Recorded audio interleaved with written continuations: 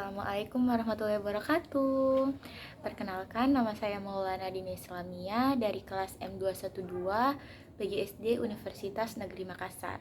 Nah, pada kesempatan kali ini saya akan membahas tentang tugas mata kuliah Public Speaking di kelas saya. Nah, adapun tugasnya itu studi kasus tentang seorang public speaker terkenal yang ternyata menderita speech phobia. Nah, selain itu saya juga diberikan tugas untuk melakukan wawancara sebanyak 3 narasumber dan menanya mereka tentang pengalaman atau cerita speech phobia dan cerita mereka bangkit dari speech phobia yang dimilikinya.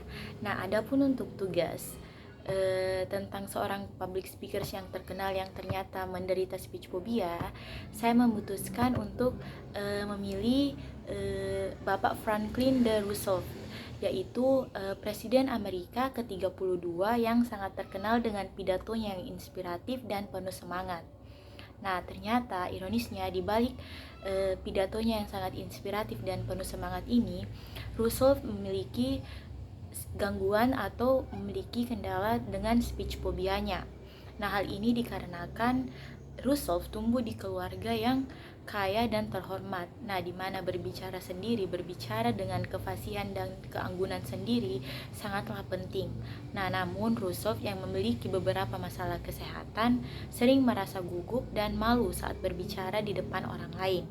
Nah, selain itu pada usia 14 tahun, Roosevelt mengalami trauma yang bisa dikatakan memperparah speech phobia yang dimilikinya. Saat itu ketika dia sedang berbicara di depan kelasnya, dia tiba-tiba merasakan gugup yang sangat luar biasa dan tergagap. Nah, pengalaman ini membuatnya semakin takut untuk berbicara di depan publik. Dia memiliki ambisi yang sangat besar untuk terjun di dunia politik. Nah, tentu Roosevelt sadar bahwa saat seseorang memutuskan untuk terjun di dunia politik, dia harus memiliki keahlian berpidato yang sangat baik. Nah, hal itu membuat dia bertekad untuk mengatasi speech phobianya. Nah, karena tekadnya untuk terjun ke dunia politik semakin besar, hal ini tentunya mendorong Roosevelt untuk semakin bersemangat dalam berlatih untuk menghilangkan speech phobianya. Ia mulai berlatih berbicara di depan cermin dan di depan teman-temannya. Nah, selain itu, Roosevelt juga mulai bergabung dengan klub debat dan klub teater di sekolahnya untuk semakin menambah kepercayaan dirinya berbicara di depan umum. Nah, selain itu, dukungan keluarga serta teman-teman sejawat juga menjadi faktor penting yang membuat Roosevelt keluar dari kekangan atau gangguan speech phobia yang dimilikinya. Nah, ada beberapa strategi yang dikembangkan Roosevelt untuk terbebas dari speech phobia. Yang pertama adalah berlatih secara ekstensif. Nah, Roosevelt banyak menghabiskan waktu untuk berlatih pidatonya. Seringkali ia berlatih di depan cermin atau di depan sekelompok kecil orang. Dan yang kedua menggunakan humor. Nah, ia seringkali menambahkan humor untuk mencairkan suasana saat berpidato dan untuk mengurangi ketegangan yang ada. Nah, yang ketiga adalah memfokuskan pada pesan. Nah, ia memfokuskan pada pesan yang ingin dia sampaikan pada saat berpidato ketimbang memikirkan rasa takut yang dia miliki. Sehingga dia lambat laun dia akan mulai melupakan rasa takutnya dan fokus menyampaikan pesan yang ingin dia sampaikan. Lalu yang keempat sekaligus yang terakhir adalah ia mengandalkan timnya. Nah, Roosevelt memiliki tim untuk membantunya menulis dan menyempurnakan pidato yang dimilikinya. Nah, keempat strategi ini juga bisa kita miliki atau kita gunakan terapkan pada diri kita agar kita bisa terbebas dari speech phobia yang kita miliki atau kita derita. Nah, selanjutnya adalah tugas yang kedua, saya diperintahkan untuk melakukan wawancara ke sebanyak 3 narasumber dan menanya mereka tentang cerita speech phobia yang mereka miliki serta apa sih solusinya sehingga mereka bisa terbebas dari speech phobia itu.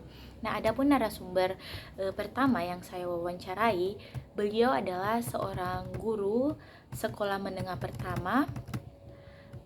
Beliau mengajar tepatnya di SMP Negeri 1 Galesong Selatan, Kabupaten Takalar. Nah, beliau adalah Bapak Abdul Manan SPD.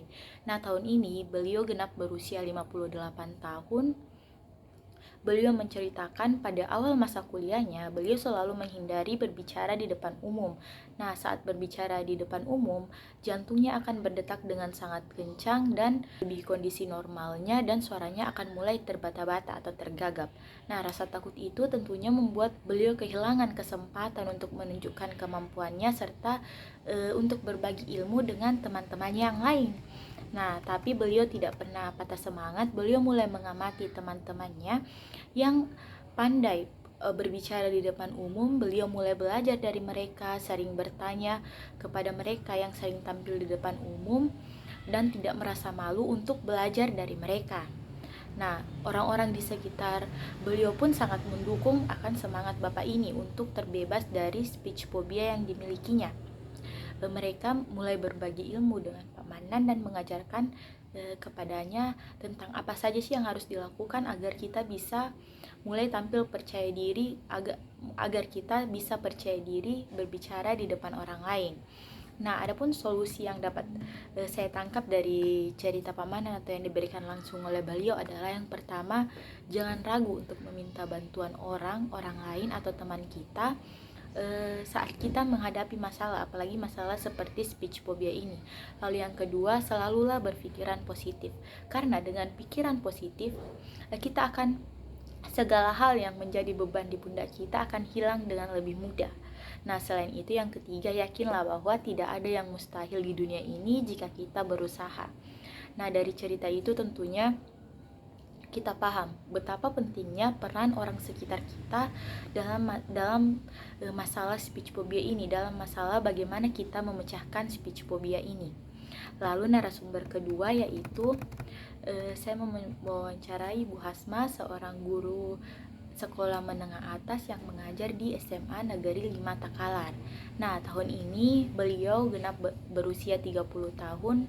Nah, beliau bercerita bahwa ia tumbuh sebagai anak-anak yang cenderung pendiam, bahkan di sekolahnya sekalipun. Nah, ia hanya memiliki sedikit teman. Hal ini mungkin hal speech phobianya semakin diperparah karena dia tidak menyukai keramaian.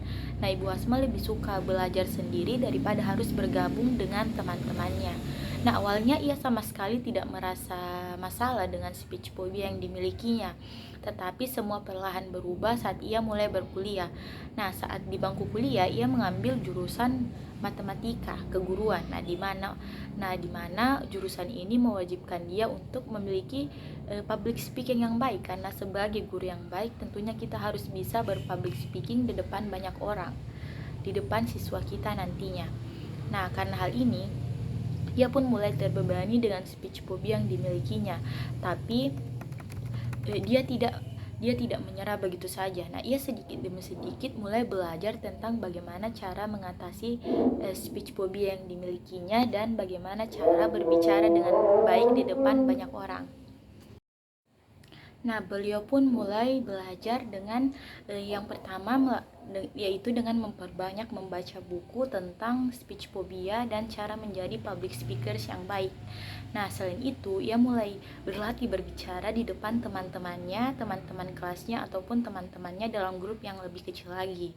Nah, awalnya Ibu Asma mengakui bahwa suasana saat kita berlatih berbicara di depan umum saat kita sedang sendirian atau di depan cermin sangatlah berbeda dengan kenyataannya.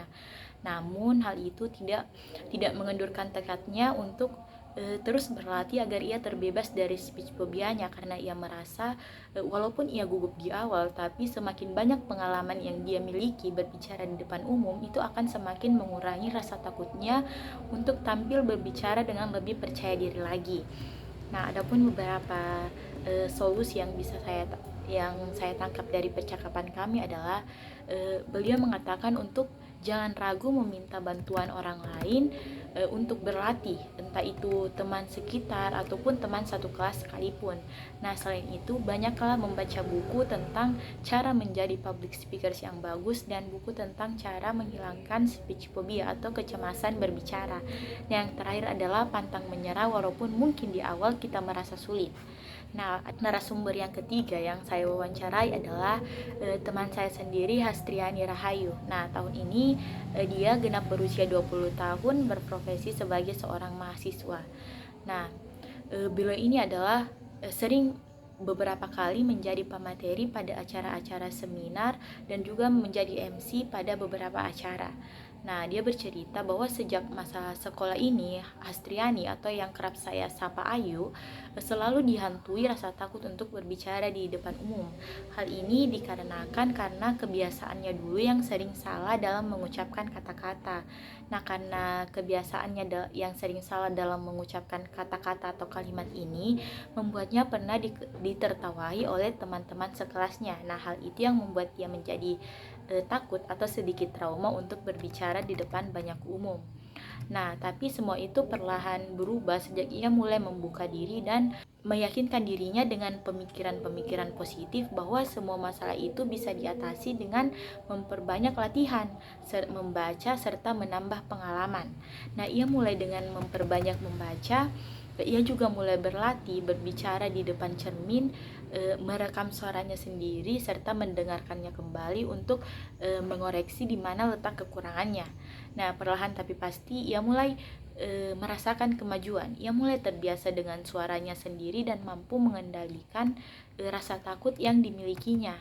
Nah, adapun solusi untuk keluar dari speech phobia yang bisa saya tangkap dari wawancara saya bersama Hastriani Rahayu ini adalah yang pertama, membekali diri dengan banyak membaca buku.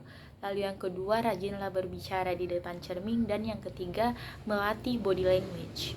Nah, dari keempat cerita yang saya ceritakan tadi, dari cerita public speakers yang terkenal yang pertama yaitu Bapak Franklin D. Roosevelt dan ketiga narasumber yang telah saya wawancarai, kita bisa mengambil kesimpulan bahwa kita bisa saja terlepas dari masalah speech phobia yang kita miliki dengan memperbanyak latihan. Mau itu latihan mandiri ataupun latihan dengan meminta bantuan orang lain, serta banyak membaca buku akan menjadi hal yang sangat berdampak bagi kita yang memiliki speech phobia. Dengan banyak membaca buku, tentu kita akan banyak menambah kosakata baru sehingga kita tidak akan kesulitan atau tidak akan kehabisan topik saat sedang berbicara di depan umum. Selain itu, kita juga harus selalu berpikiran positif bahwa semua hal yang sulit ini atau semua ketegangan yang kita miliki ini akan berlalu seiring berjalannya waktu jika kita enjoy dalam menjalaninya, jika kita menikmatinya. Nah, mungkin hanya ini yang bisa saya sampaikan dari tugas kali ini. Wassalamualaikum warahmatullahi wabarakatuh. Bye bye.